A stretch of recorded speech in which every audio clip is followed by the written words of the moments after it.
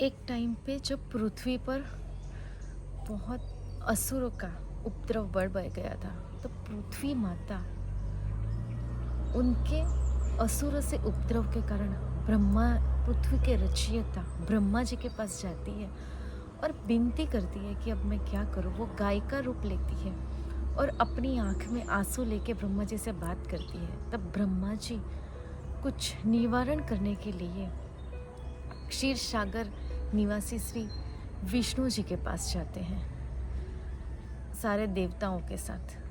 तब विष्णु जी उस टाइम पे कुछ बोलते नहीं हैं, फिर वो सब वापस आ जाते हैं। जब ब्रह्मा जी गए थे तो देवता ये सारे और उनके पीछे पीछे पृथ्वी माता जो कि गाय के रूप में थी वो भी उनके साथ गई हुई थी, वापस आ जाती हैं। फिर थोड़े दिन बाद विष्णु जो है वो ब्रह्मा जी को संदेश भेजते हैं कि वो थोड़े टाइम बाद पृथ्वी का निवारण करने के लिए, असुरों का त्रास मिटाने के लिए पृथ्वी पे जन्म लेगा। और ब्रह्मा जी सारे देवताओं को संदेश से पहुंचाते हैं कि सारे उनके साथ विष्णु जी की सहायता करने के लिए सारे देवताओं को भी उनके साथ पृथ्वी पे जन्म लेना पड़ेगा। उस टाइम पे मथुरा निवासी राजा थे सूरसेन, उनका जो बेटा था वसुदेव। वसुदेव की शादी देवकी से हो जाती है जो कि देवक की पुत्री थी। देवकी के जो भाई थे कंस, वो उग्रसेन राजा का बेटा था। कंस जो था वो राजा था, लेकिन उनका जो बिहेवियर था, जो एटीट्यूड था, वो आसुरी था। तो वो अपने दीदी और जीजा देवकी और वासुदेव को विदा करने के लिए थोड़ी देर तक उनके घर तक जाता है। जो देवक था उन्होंने अपनी बेटी को घोड़ा, हाथी, बहुत सारे रथ, बहुत सारी लड़कियां उनकी सहायता करने के लिए उन्होंने उनके साथ भेजी हुई थी। तब जब जाते हैं तब रास्ते में आकाशवाणी होती है और बोलते हैं कि जो भी देवते का 8वां संतान होगा वो कंस का नाश करेगा।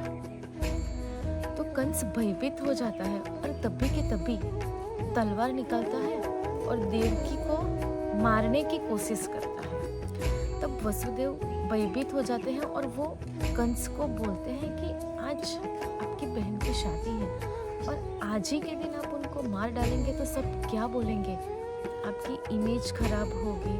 और सारी बातें जो वसुदेव जी है वो समझाता है कि जिन बच्चे की बात कर रहे हैं वो तो अभी इस दुनिया में है ही नहीं, वो तो 8वां बच्चा है।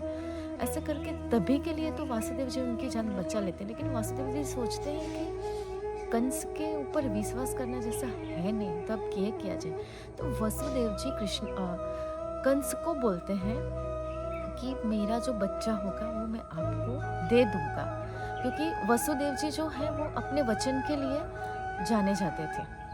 तब कंस जो है वसुदेव और देवकी को जाने देता है और उनका जब पहला बच्चा होता है तो वासुदेव जी वो बच्चे को लेके कंस को दे देते हैं और कंस जो है वो खुश हो जाता है कि वसुदेव ने उनका वचन का पालन किया।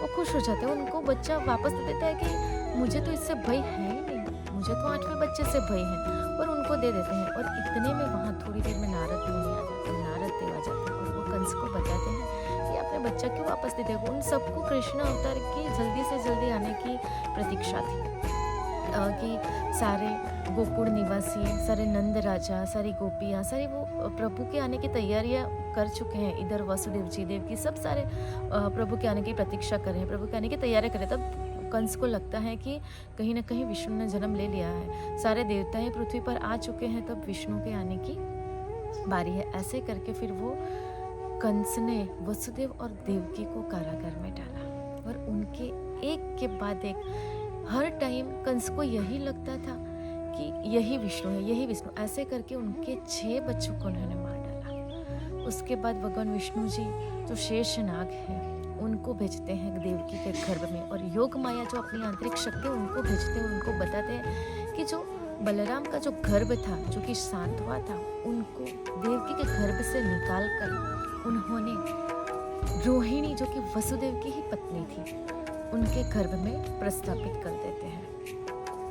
और उसके बाद देवकी का 8वां बच्चा जो होता है वो जो कृष्ण होता है। और बच्चे का इतना तेज था, उन्हें येलो कपड़े पहने थे, उनके 4 भुजाएं थी। तो ये सब देख के वसुदेव आश्चर्यचकित हो जाते हैं और वो उनको पता चल गया था कि विष्णु जी अब आ गए हैं। लेकिन वो उनसे बोलते हैं कि प्रभु आप इस रूप में मत आइए, आपकी जान के ऊपर खतरा है, आप सामान्य बालक का रूप ले लीजिए। इसके बाद उनको दर्शन देते हैं और वो सामान्य बालक का रूप ले लेते हैं, सामान्य मनुष्य का रूप ले लेते हैं। और जो वसुदेव जी हैं वो अपने बंधन को मुक्त करा के कृष्ण को लेके नंद राजा के वहां जाते हैं। इधर यशोदा माता की प्रसूति तो हुई थी, उनको पता था कि उनकी डिलीवरी हो चुकी है, लेकिन उनको ये इतनी पीड़ा में उनको ये समझ में उनको ये याद नहीं रहा था कि उनको बेटा हुआ है और बेटी हुई है। और वो कृष्ण को वहाँ पे रख के उनकी जो योग माया है वो बेटी हुई थी, दोनों भाई बहन बन गए, तो उनको लेके आते हैं।